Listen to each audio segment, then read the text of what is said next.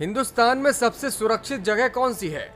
आप इस सवाल के जवाब में निश्चित तौर पर कहेंगे कि संसद परिसर ही सबसे सुरक्षित है। संसद में परिंदा भी पर नहीं मार सकता।